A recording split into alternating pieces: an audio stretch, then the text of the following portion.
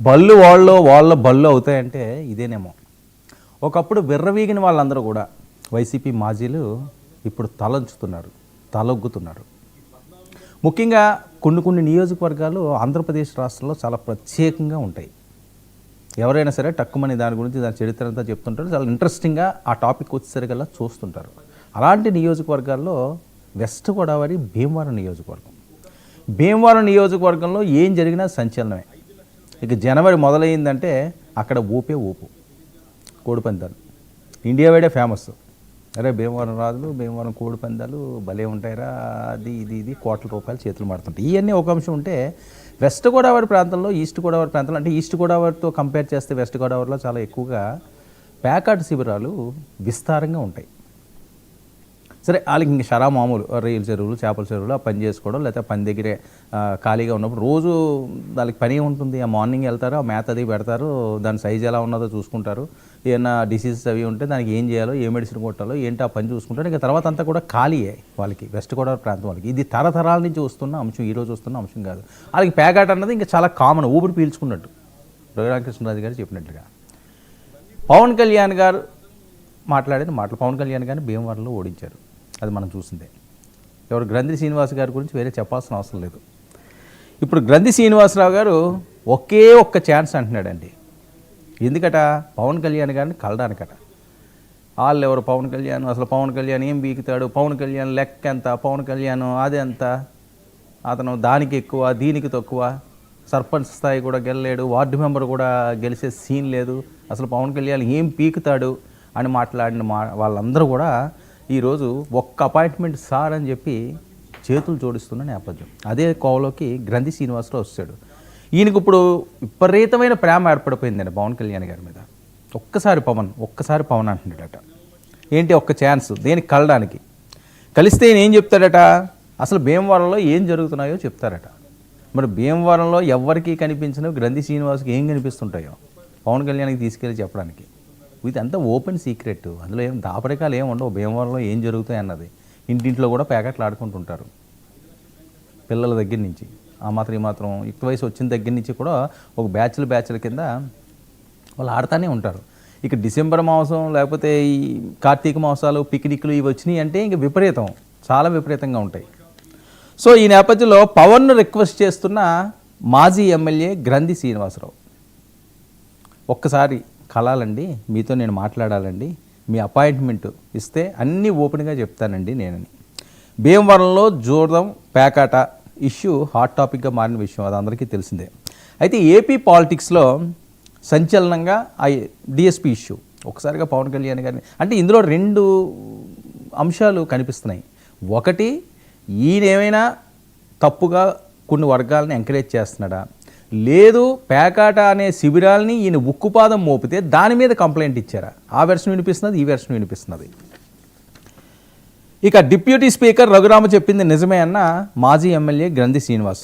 3 నెలలుగా మామూలు ఆగిపోవడంతో డిఎస్పీపై విమర్శలు. 3 నెలలుగా మామూలు ఆగిపోయినాయట. దాని మీద డిఎస్పీ తోటి విమర్శలు. అసలు మామూలు ఏంటి, మామూలు ఎవరికి ఆగిపోయినాయి, డిఎస్పీ మీద ఎందుకు విమర్శలు వచ్చినాయి, ఎవరికి వీళ్ళు మామూలు ఇస్తున్నారు? అక్కడ స్థానికంగా ఉన్న ఎమ్మెల్యే జనసేన ఎమ్మెల్యే. మరి పవన్ కళ్యాణ్ గారు డైరెక్ట్గా హిట్ చేయాల్సింది అక్కడ ఎమ్మెల్యేని సీరియస్గా ఆర్డర్స్ ఇచ్చి ఏం జరుగుతుంది అక్కడ నాకు రిపోర్ట్ ఇవి అంటే సరిపోనేమో. డైరెక్ట్గా డిఎస్పీ మీదే ఎస్పీకి ఎందుకు కంప్లైంట్ ఇచ్చినట్టు? అసలు పవన్ కళ్యాణ్ గారికి ఇవన్నీ చెప్పింది ఎవరు?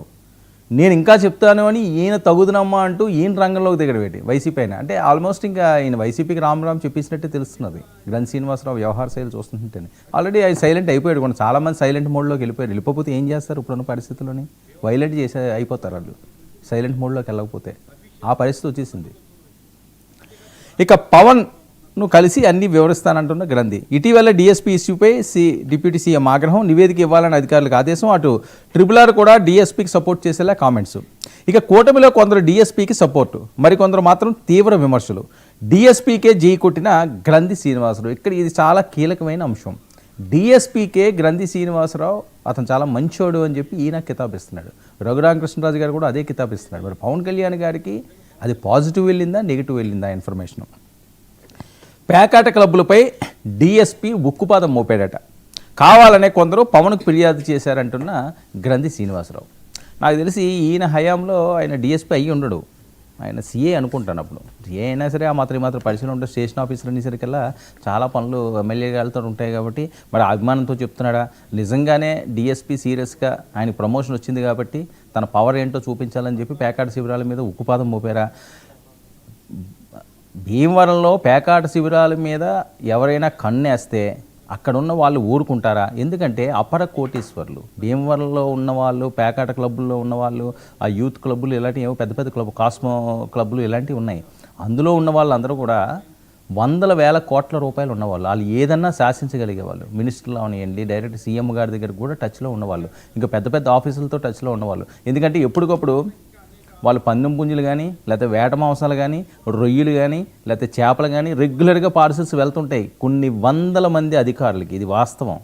సరే ఓకేలేండి, అభిమానంతో ఇచ్చుకోవచ్చు, అందులో తప్పేం పడడానికి లేదు, అదేమి నెగిటివ్ ఏం కాదు. కానీ నేను నెగిటివ్ అని చెప్పట్లేదు, కానీ చెప్తున్నాను అంత మంచి సంబంధాలు ఉంటాయి. ఎవరికైనా ఫంక్షన్లో అయినాయి అంటే పలానా రాజుగారికి ఫోన్ చేసి మా వాడు ఫంక్షన్ ఉన్నది కొంచెం చూడవయ్యా అని ఏ ఆఫీసర్ చెప్పినా 100 నుంచి 200 కేజీలు రొయ్యలు వెళ్తుంటాయి. నాకు తెలిసిన అంశాలు ఇవి, ఇంకా తెలియకుండా చాలా ఉంటాయి. టన్నులు కూడా పంపిస్తుంటారు అవసరమైతే పెద్ద పెద్ద ఫంక్షన్లకి ఫ్రీగా, ఎందుకంటే పరిచయాలు. సో ఈ నేపథ్యంలో మరి అలాంటి దాని మీద ఒక డిఎస్పీ వెళ్ళి ఉక్కుపాదం మోపితే వాళ్ళు సహిస్తారా? వాళ్ళకి ఆ ఇన్ఫ్లుయెన్స్ లేదా? అది ఆపుతామంటే వాళ్ళకి ఇష్టమైంది, అతి ఇష్టమైన ఈ కార్యక్రమాన్ని ఆపుతామంటే వాళ్ళు ఊరుకుంటారా? ఇవన్నీ కూడా ప్రశ్నలుగా ఉన్నాయి. అయితే భీమవరంలో ఏం జరుగుతుందో నేను పవన్ కళ్యాణ్ గారికి వివరిస్తా. జోద శిబిరాలు గుట్టు ఏంటో బయటికి చేస్తా. పవన్ అపాయింట్మెంట్ ఇవ్వాలని విజ్ఞప్తి. 14 నెలలుగా క్లబ్బుల ద్వారా భారీగా అక్రమార్జన, 14 నెలల ద్వారా అక్రమార్జన జరుగుతున్నది. ఎవరికి జరుగుతుందండి ఇది? అక్కడ స్థానిక ఎమ్మెల్యే జనసేన. ఇప్పుడు అందరూ ఆలోచించాల్సింది అది. అక్రమార్జన జరుగుతున్నదంటే డిఎస్పీ ఎస్పీకి పంపిస్తున్నాడా, లేకపోతే ఎస్పీ ఇంకొకటి పంపిస్తున్నారా, లేకపోతే ఇంకా పై అధికారులకు వెళ్తున్నదా, ఇది పోలీసుల వరకే వెళ్తున్నదా, లేకపోతే ఇందులో వేరే శక్తులు ఏమైనా ఉన్నాయా, రాజకీయ నాయకులకు వాటాలు ఎంత వెళ్తున్నాయి? ఇదంతా కూడా నిగ్గు తేల్చాల్సిన అవసరం ఉంది కదా. ఇదేమీ నిగ్గు తేల్చకుండా బయటికి అతను ఇలాగా అతని మీద చూడండి అని చెప్పి వచ్చిన మాటలు ఇప్పుడు ఎలా వెళ్తున్నాయి అంటే అటు ఇటు టర్న్ తీసుకుంటే మొత్తం అంతా కూడా ఇది రాజకీయ రచ్చగా మారే పరిస్థితి భీమవరం బార్డర్లో జరుగుతుంది. ఇక 3 నెలల నుంచి ఆగిపోయిన మామూళ్ళు, నా దగ్గరకు పూర్తి సమాచారం ఉందన్న గ్రంథి. డిఎస్పీ విషయం జూదాలదంతా మొత్తం నాకు తెలుసు, ఎవరేమిటి అనేది మొత్తం నేను వివరిస్తాను. వివరిస్తారా లేకపోతే ఈయన వెళ్ళి అక్కడ టీ తాగుతారా? టీ మీన్స్ జనసేనలో కానీ జాయిన్ అవుతారని గాజు గ్లాస్ పట్టుకుంటే ఆలోచనలు ఏమైనా ఉన్నదేమో. అందుకని ఈ ద్వారా ఒక సందు దొరికిందంటే ఆటోమేటిక్గా దూరతాయి. ఆ రకంగా ఈయన దూరడానికి కానీ చూస్తున్నారేమో. గన్ శ్రీనివాసరావు మిగతా వారితో కంపేర్ చేస్తే పవన్ కళ్యాణ్ గారిని ఎక్కువ తిట్టిన సందర్భాలు కూడా లేవులేండి. మిగతా వాళ్ళు చాలా ఎక్కువ తిట్టారు కానీ ఆయన ఎప్పుడు లైన్ దారుణంగా క్రాస్ చేయలేదు, మరీ విమర్శించడాలు అవి లేవు. సో ఈ నేపథ్యంలో మరి పవన్ కళ్యాణ్ గారు అపాయింట్మెంట్ కావాలని చెప్పి వైసీపీ మాజీ ఎమ్మెల్యే అడగడం, మరి ఆయన అపాయింట్మెంట్ ఇస్తాడా? ఈయన ఏం చెప్తారు?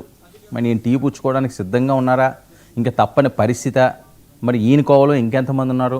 అసలు భీమవరం రాజకీయం ఎటువైపు వెళ్తున్నది? ఇదంతా కూడా చాలా ఇంట్రెస్టింగ్గా మారుతున్న అంశాలు. మరి చూద్దాం మరి ఆ పవనేసులు ఏం చేస్తారో. డిప్యూటీ సీఎం గారు మరి అపాయింట్మెంట్ ఇచ్చి ఈయన దగ్గర నుంచి ఎలాంటి వివరాలు సేకరిస్తారో. ఏదైనా సరే ఇలాంటివి రప్చర్ అవ్వకూడదు. చాలా అంశాలు ఆంధ్రప్రదేశ్లో ఉన్నాయి, అవన్నీ మానేసుకుండి ఈ ప్యాకెట్ కోసం ఇంకోటి కోసం సరే కట్టడి చెయ్యొచ్చు, బయటికి తెలియకుండానే చెయ్యొచ్చు. అది ప్రతిదీ చెప్పి చేయాలని ఏం లేదు కదా. మరి ఈ టైంలో ఇవి తీసుకుంటున్న టర్న్స్ గ్రంథి ఎంట్రీ చాలా ఇంట్రెస్టింగ్గా మారింది భీమవరం రాజకీయాల్లో. మరి పవన్ కళ్యాణ్ ఏం చేస్తారన్నది చూడాలి.